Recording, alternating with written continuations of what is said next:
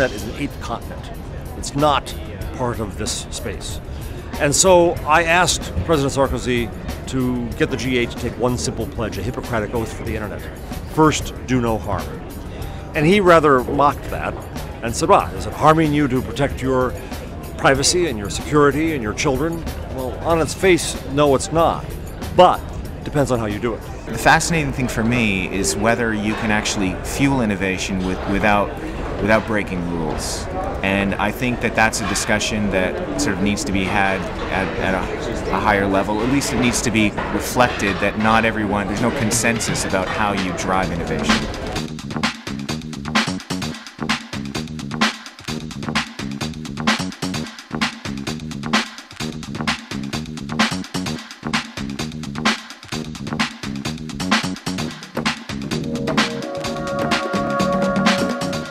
All of these guys, the reason that you have them up there is that they started out by breaking rules, and they developed very popular services. So just that that's recognized, I think, is one important thing. That it's, you know, you don't quell innovation by clamping down too hard. That's what I get a lot. I mean, I think creative destruction is an important part of the innovation process, and you have to accept a certain amount of disruption and change in order to get progress.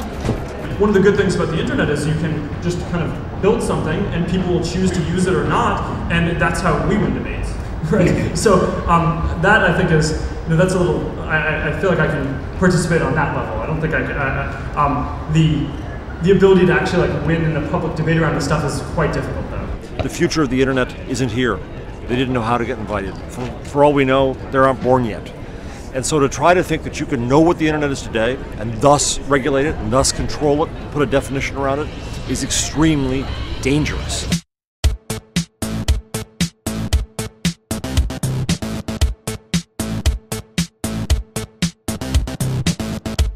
At the end of the day, being able to bring all these great minds and people together, it gets things done. Meeting people, talking to people, exchanging, and that's the objective of this E-G8, is actually to try to get some things done.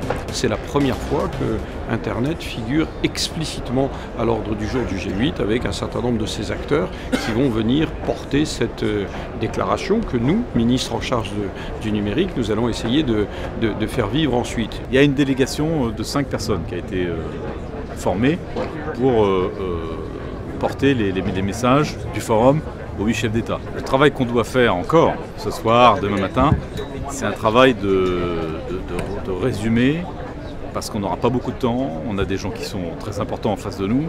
Il faut qu'on soit capable vraiment de délivrer quelques messages, un tout petit nombre de messages forts.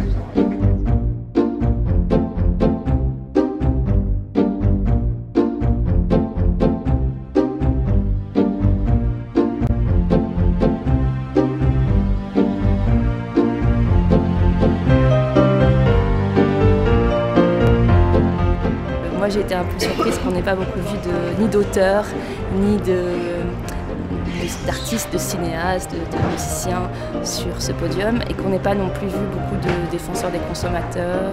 Today I have learned a new debate about how the big companies, control the whole market or whole industry, and maybe the public and the business should build another kind of relationship, more balanced. We, the people of the internet, should be having our own discussions about principles that we want to use to guide our view of how the internet operates and how government interacts with it and how business operates. And we haven't done enough of that. And I do not blame President Sarkozy for that. I blame us, people of the internet, for that. So I would hope that by next year, perhaps this inspires other people to gather in more ways and to better inform a gathering like this in a year.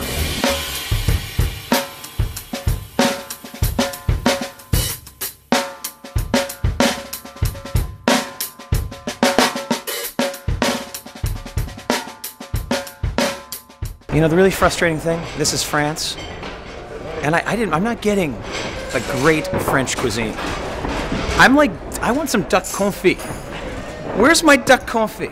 When are you leaving tonight? Seriously. I mean, I feel like it should be. I feel like you should have duck confit in these little press rooms. I want like some escargot. I want like So you ducks want- and so you snails, want- exactly. so you want Farm chicken. animals.